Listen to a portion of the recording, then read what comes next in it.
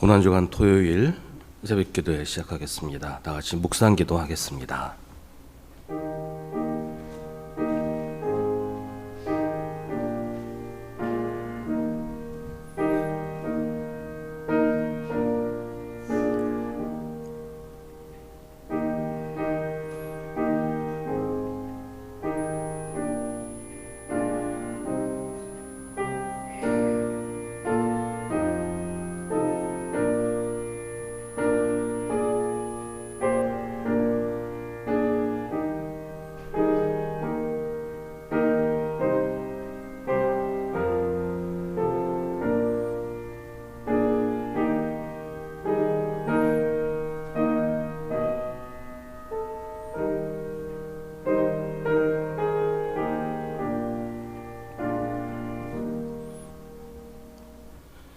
주님의 빛과 주님의 진리를 나에게 보내주시어 나의 길잡이가 되게 하시고 주님의 거룩한 산, 주님이 계시는 그 장막으로 나를 데려가게 해주십시오. 하나님, 그때 나는 하나님의 제단으로 나아가렵니다. 나를 크게 기쁘게 하시는 하나님께로 나아가렵니다. 하나님, 나의 하나님, 내가 기뻐하면서 수금가락에 맞추어 주님께 감사하렵니다. 내 영혼아, 어찌하여 그렇게도 낙심하며 어찌하여 그렇게도 괴로워하느냐. 하나님을 기다려라. 이제 내가 나의 구원자 나의 하나님을 또다시 찬양하련다. 아멘. 찬송가 147장 함께 찬송하겠습니다.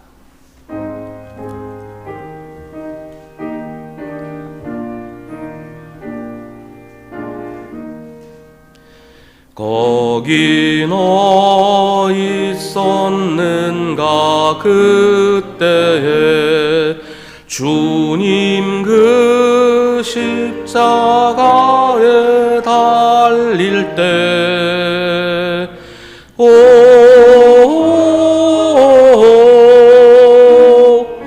때로 그 일로 나는 떨려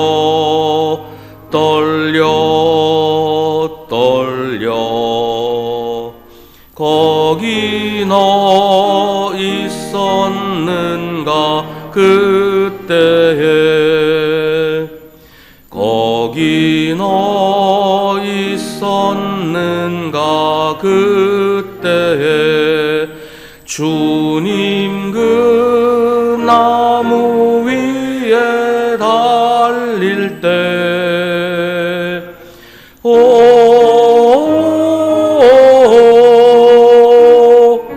때로 그 일로 나는 떨려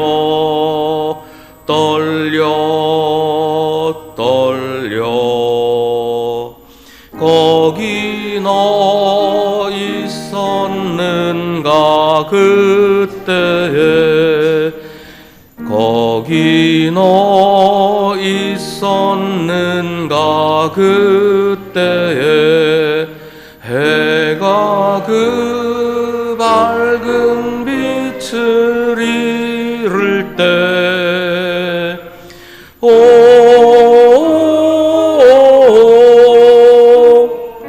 때로 그 일로 나는 떨려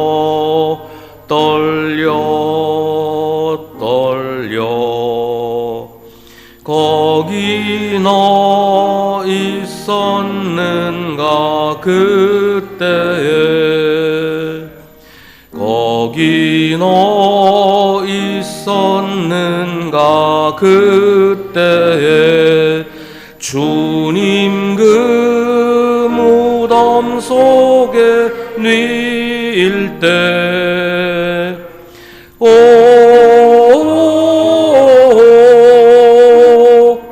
때로 그 일로 나는 떨려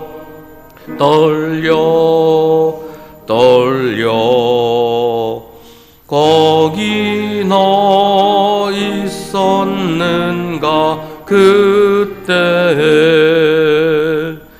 거기 너 있었는가 그때에 주님 그 무덤에서 나올 때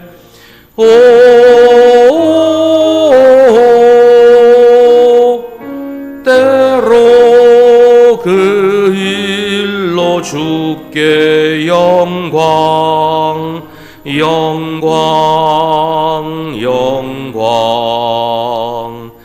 거기 너 있었는가 그때.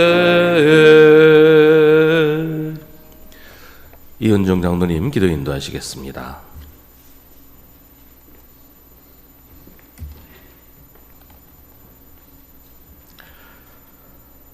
죽기까지 순종하시며 저희 죄를 대속하여 주신 주님, 지나온 많은 순간에 예상할 수도 없고 이해되지도 이해할 수도 없는 막막함 앞에서 주님만이 우리의 희망이었음을 고백합니다.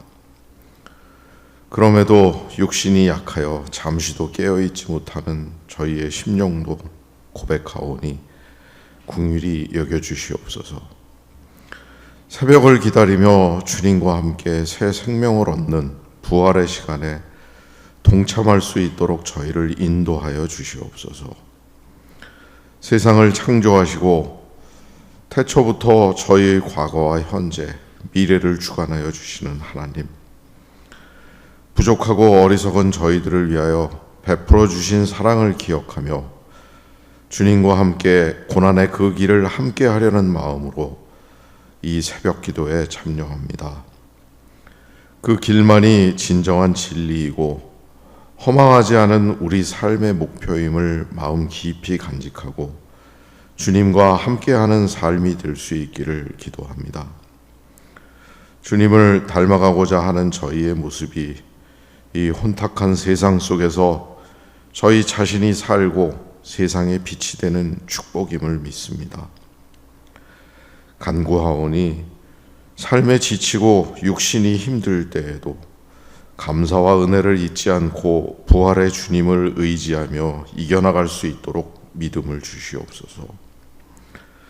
90년의 시간 동안 신앙의 선배들이 그래왔듯이 즐거울 때에도 감당하기 어려울 때에도 주님의 뜻이 무엇인지 먼저 생각하고 주님을 따라가고자 노력하는 우리의 기도와 정성을 통하여 주님의 역사가 우리 모두와 수성교회에 이루어지기를 간구합니다.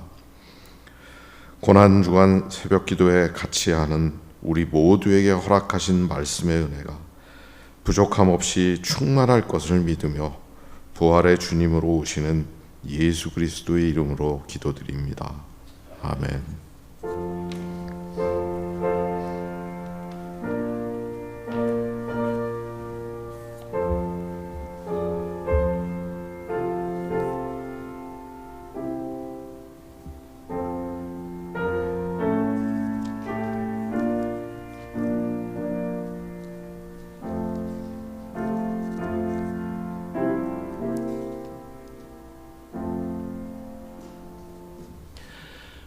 하나님의 말씀 마태복음 27장 62절부터 66절입니다.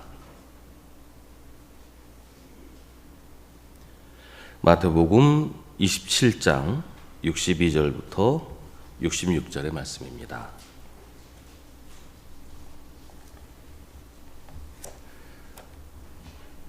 하나님의 말씀을 제가 봉독하겠습니다. 이튿날 곧 예비일 다음 날에 대제사장들과 바리새파 사람들이 빌라도에게 몰려가서 말하였다. 각하, 세상을 미혹하던 그 사람이 살아있을 때에 사흘 뒤에 자기가 살아날 것이라고 말한 것을 우리가 기억하고 있습니다. 그러니 사흘째 되는 날까지는 무덤을 단단히 지키라고 명령해 주십시오. 혹시 그의 제자들이 와서 시체를 훔쳐가고서는 백성에게는 그가 죽은 사람들 가운데서 살아났다 하고 말할지도 모릅니다. 그렇게 되면 이번 속임수는 처음 것보다 더 나쁜 영향을 미칠 것입니다. 빌라도가 그들에게 말하였다. 경비병을 내줄 터이니 물러가서 제주껏 지키시오. 그들은 물러가서 그 돌을 봉인하고 경비병을 두어서 무덤을 단단히 지켰다. 아멘. 인내교구 식구들 나오셔서 찬양하시겠습니다.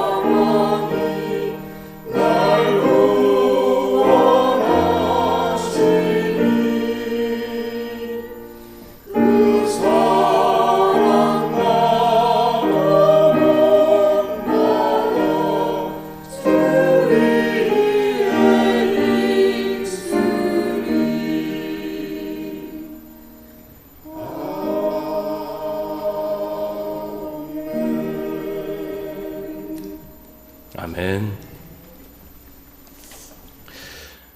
예수님이 십자가에서 숨을 거두신 후 처음으로 성경에 아리마대 요셉이라는 사람이 등장합니다. 복음서마다 다 이 사람에 대해서 이야기하고 있는데 마태복음에서는 그를 부자라고 하고 마가복음과 누가복음에서는 의회 의원이고 하나님의 나라를 기다리는 사람이라고 합니다. 요한복음에서는 아리마대 요셉이 원래 예수님의 제자였는데 유대 사람들이 두려워서 숨기고 있다가 예수님의 시신을 수습하기 위해서 처음으로 자신을 드러낸 것으로 설명하고 있습니다. 특별히 요한복음에서는 요한복음 3장에서 예수님에게 찾아와 거듭남에 대해 이야기했던 니고데모도 아리마대 요셉과 함께 예수님의 장례를 치렀다고 이야기합니다. 이 아리마대 요셉이 자기의 무덤을 가지고 있었어요. 그러니까 자기가 아직 살아있지만 죽은 다음에 자기를 이제 안치할 무덤을 이미 가지고 있었어요. 옛날에 이스라엘 부자들은 큰 바위를 파서 그 바위에 자기 시신을 안치하도록 그렇게 무덤을 만들었는데, 이 사람이 부자였기 때문에 그랬는지 이미 그런 바위 무덤을 가지고 있었다는 거죠. 예수님은 그 무덤에, 아리마대 요셉이 자기를 위해 만들어 놓은 그 무덤에 안치되셨습니다. 보통 사람들은 그냥 땅에 봉분 없이 묻었어요. 우리나라는 이제 무덤을 만들면 이제 봉분을 만들잖아요. 근데 이스라엘 사람들은 봉분 없이 그냥 땅에 묻었습니다. 부자들은 이렇게 바위 무덤에 안치를 하고요. 성경에 예수님이 회칠한 무덤이라고 말씀하시는 장면이 있는데, 회칠한 무덤이 이제 그런 식으로 봉분 없이 땅에 묻은 그런 무덤이에요. 근데 봉분이 없으면 그 동네 사람이 아니면 그게 무덤인지 뭔지 알 수가 없잖아요. 유대인의 법에 의하면 죽은 사람과 접촉한 사람은 부정하다 이렇게 되어 있는데, 그래서 무덤을 밟으면 부정하게 됩니다. 뭐 의도하지 않았어도, 모르고 밟았어도 무덤을 밟으면 부정하게 됩니다. 그래서 그때 있었던 일들 중에 지방에 사는 유대인들이 예루살렘 성전에서 하나님께 제사를 드리려고 제물을 가지고 예루살렘으로 올라오다가 예루살렘 그 근처에 있는 무덤을 자기도 모르는 사이에 밟았다, 이런 일들이 자꾸 생긴다는 거죠. 그러면 부정하게 되기 때문에 누가 당신 그 무덤 밟았다 뭐 이렇게 지적이라도 하면 제사를 드릴 수가 없어요. 부정한 사람은 하나님께 나아갈 수가 없거든요. 그래서 기껏 몇 날 며칠을 걸어서 예루살렘까지 왔는데 제사도 드리지 못하고 도로 집으로 돌아가야 되는 그런 일들이 발생을 하니까 무덤에다가 회칠을 한 겁니다. 회를 칠해서 이건 무덤이다라는 것을 이제 알려주는 거죠. 그래서 이제 예수님께서 회칠한 무덤을 말씀을 하시는데, 예수님의 의도는 속에는 죽음이 담겨 있는데, 부정한 것인데 회칠을 예쁘게 해놓으니까 마치 무슨 뭐 장식품처럼 이렇게 보이냐? 너희들이야말로 그렇게 회칠한 무덤이다. 겉으로는 번들을 하지만 속에는 죽음이 담겨 있는, 사람을 죽이는 그런 자들이다, 이렇게 말씀을 하신 건데, 회칠한 무덤이란 말이 그렇게 해서 생긴 거다라는 것입니다. 예수님이 안치되신 곳은 그런 회칠한 무덤이 아니라 바위를 파서 만든 무덤이었어요. 이런 무덤은 대개 두 개의 공간으로 나뉘어 있는데, 무덤 입구에 안치실이 있어서 사람이 죽으면 먼저 안치실에 1년 정도 두었다가 유골만 남게 되면, 그러니까 뼈만 남게 되면 무덤 안쪽으로 그 유골을 이제 옮겨서 안치했다고 합니다. 뭐 지금으로 말하면 납골당 같은 그런 개념이겠죠. 근데 예수님의 무덤은 아직 한 번도 사용해 본 적이 없는, 다른 사람이 그 이전에 그 무덤에 들어간 적이 없는 새 무덤이었다고 합니다. 아리마대 요셉이 자기가 사용하려고 마련한 것을 누구도 사용하기 전에 가장 먼저 예수님에게 내어드린 것입니다. 예수님의 장례는 무덤 입구를 돌로 막는 것으로 마무리가 됩니다. 무덤을 돌로 막으면 이제는 모든 장례가 다 끝난 거예요. 예수님은 무덤 속에 계시고 제자들은 다 도망쳤고, 예수님을 따라온 사람들도 각각 흩어져 자기 집으로 돌아가고, 마지막으로 예수님의 장례와 무덤을 확인한 여인들도 돌아갔습니다. 세상은 다시 조용해졌습니다. 하지만 실제로는 그렇지 않았습니다. 예수님은 무덤 속에서 조용히 계시는데 세상은 이전보다 더 정신없이 바쁘게 돌아갑니다. 예수님을 죽이는 일에 주모자인 대제사장들과 바리새파 사람들은 예수님이 돌아가신 후에도 쉬질 않았어요. 그들은 또다시 빌라도에게 몰려가서 무덤을 단단히 지켜달라고 요청합니다. 혹시라도 예수님의 제자들이 예수님의 시신을 탈취해 놓고서 예수님이 부활했다는 소문을 퍼뜨릴지도 모른다는 것이죠. 이들은 예수님을 죽이는 것으로도 부족했던 모양이에요. 이들은 이미 돌아가신 예수님을 두려워하고 있었습니다. 예수님은 무덤에서 조용히 계시는데 무덤 밖에서는 이미 돌아가신 예수님 때문에 아직도 바쁘게 돌아가고 있습니다. 빌라도는 오늘 말씀의 분위기를 보면 귀찮았던 것 같아요. 그들에게 경비병을 내줄 테니까 가서 제주껏 지키라. 비웃는 표현이죠. 제주껏 지키라고 합니다. 그러는 사이에 부활의 아침은 점점 밝아오고 있었습니다. 세상 돌아가는 모습이 꼭 이런 것 같아요. 사람들이 계획을 세우고 작전을 짜고 또 부지런히 일해서 뜻을 이루고자 합니다. 하지만 사람이 세운 계획이 사람의 손으로 사람의 뜻대로 이루어지는 것이 얼마나 될까요? 사람이 아무리 치밀하게 계획을 세우고 부지런히 움직여도 하나님 앞에서는 사람의 계획은 무산되고 하나님의 뜻이 이루어집니다. 예수님은 무덤 속에 조용히 계셨고 사람들은 막 바쁘게 움직였어요. 예수님의 무덤을 지키려고 애를 썼습니다. 그런데 하나님은 아무것도 하지 않고 계신 것이 아니었습니다. 하나님은 때가 이르기를 기다리셨고 기다리시는 동안에도 쉬지 않고 하나님의 일을 하고 계셨습니다. 우리가 깨닫지 못해서 하나님은 아무것도 하지 않고 계신다고 생각하지만 하나님은 우리가 하나님께서 침묵하고 계신다고 생각하는 그 때에도 하나님의 일을 멈추신 적이 없으셨습니다.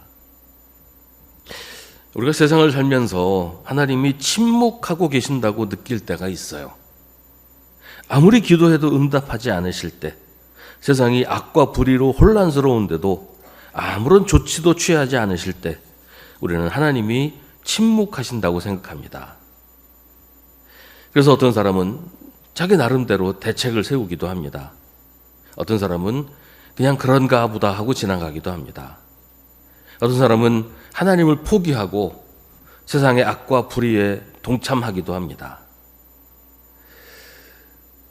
19세기 말 20세기 초중반 이때 사람들이 세상 돌아가는 모습을 보고 세상이 너무 악하고 2차례 세계대전도 치르고 이러면서 이런 비극을 보시면서 왜 하나님은 침묵만 하고 계시는가?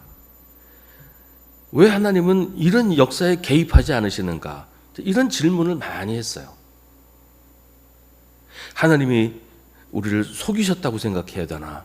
이런 질문들도 했던 사람들이 있었습니다. 그래서 처음에 하나님의 침묵의 질문을 하다가 어떤 사람들은 신은 죽었다라고 선언하기도 했습니다. 하나님은 아무것도 하지 않으시는데 아무것도 하지 않는 하나님은 죽은 신이다. 이런 얘기까지 나온 적이 있었어요.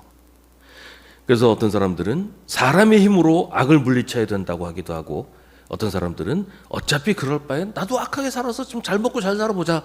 그런 사람들도 참 많이 나왔던 그런 시대가 있었습니다. 그런데 바로 그럴 때야말로 하나님이 침묵하신다고 생각되는 그 순간이야말로 하나님의 뜻을 따라 하나님의 때를 기다려야 하는 그런 순간입니다. 사람의 생각으로 하나님을 대신하려거나 하나님을 앞서려고 하지 말아야 합니다. 하나님이 침묵하신다고 그래서 내가 하나님 대신 말하고 하나님 대신 행동하고 하나님 대신 뭘 하려고 하는 것은 어리석은 일입니다. 예수님이 무덤에 계신다고 내 마음대로 뭔가를 하려고 하는 것은 하나님을 믿지 않는 것입니다. 하나님의 침묵은 하나님이 침묵하시는 것이 아니라 우리가 하나님이 하시는 일을 깨닫지 못하고 있는 것일 뿐입니다. 하나님이 아무것도 하지 않고 계신다고 생각될 때는 내가 하나님을 대신하려고 할 것이 아니라 하나님이 지금 일하고 계시는 것을 믿으면서 하나님께서 일하실 때까지 하나님께서 일하시는 것을 내가 깨닫게 될 때까지 믿음으로 기다려야 하는 것이에요.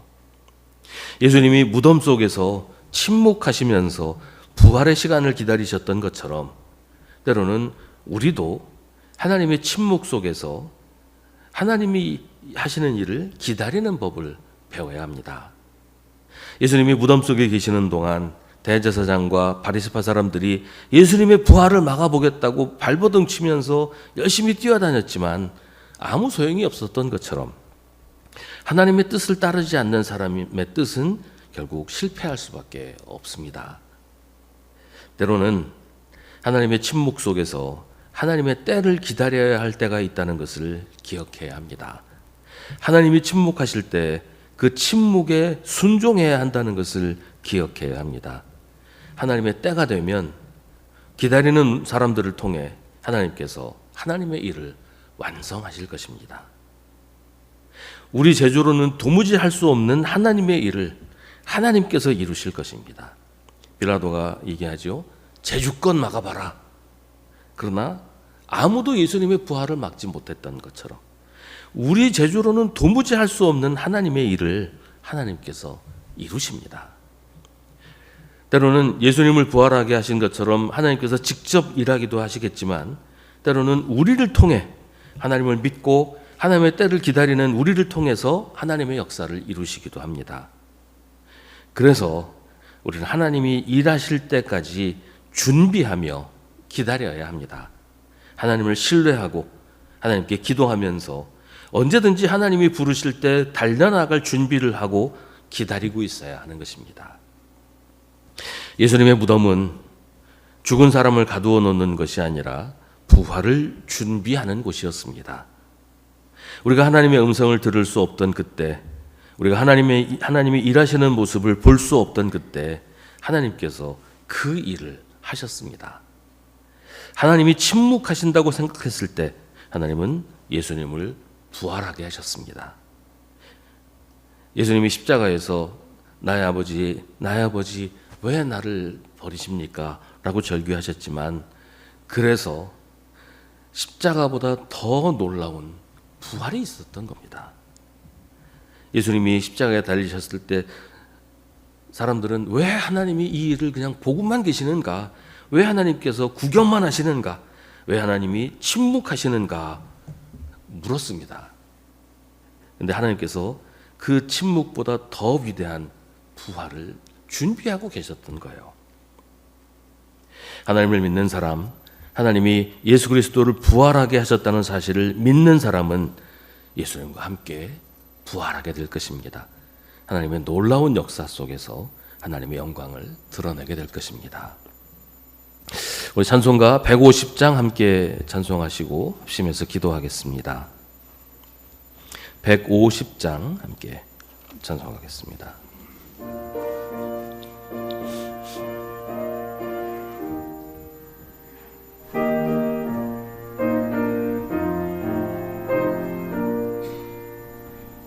갈보리 산 위에 십자가 섰으니 주가 고난을 당한 표라.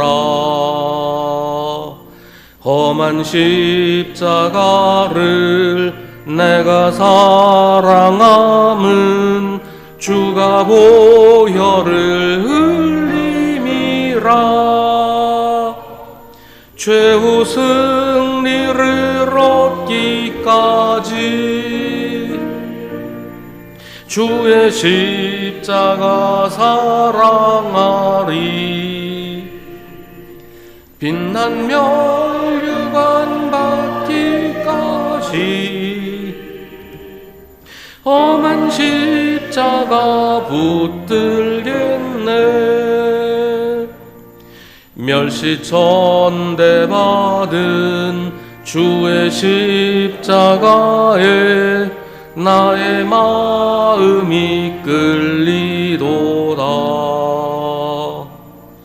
귀한 어린 양이 세상 죄를 지고 험한 십자가 지셨도다. 최후 승리를 얻기까지 주의 십자가 사랑하리. 빛난 멸류관 받기까지 험한 십자가 붙들겠네. 험한 십자가에 주가 흘린 피를 믿는 마음으로 바라보니 나를 용서하고 내 죄 사시려 주가 흘리신 보혈이라. 최후 승리를 얻기까지 주의 십자가 사랑하리. 빛난 면류관 받기까지 험한 십자가 붙들겠네. 주님 예비하신 나의 본향집에 나를 부르실 그날에는 영광 중에 계신 우리 주와 함께 내가 죽도록 충성하리. 최후 승리를 얻기까지 주의 십자가 사랑하리. 빛난 면류관 받기까지 험한 십자가 붙들겠네. 우리 합심해서 함께 기도하겠습니다. 먼저 아파하고 힘들어하는 이웃들을 위해서 기도하겠습니다. 지금도 마치 무덤 속에 있는 것 같이 앞이 보이지 않고 캄캄한 현실 속에서 눈물 흘리며 탄식하는 이웃들 참 많이 있습니다. 우리 성도들 중에도 있고 우리가 살고 있는 우리 이웃들 가운데도 정말 아파하고 힘들어하는 사람들 많이 있습니다. 우리 그들도 하나님께서 무덤을 열어주시고 새로운 삶을 얻고 새 소망 가운데 살게 되도록 우리 아파하고 힘들어하는 이웃들을 위해서 기도하시고, 우리 내일 부활절 예배와 행사들을 위해서 기도하신 후에 자신을 위해서 기도하시기를 바랍니다. 그리고 자유롭게 기도하시다가 우리 인내교구에서 준비한 다과, 아마 죽을 준비하신다는 얘기를 들었는데 함께 나누고 대화하시다가 가시면 되겠습니다. 함께 합심해서 기도하겠습니다.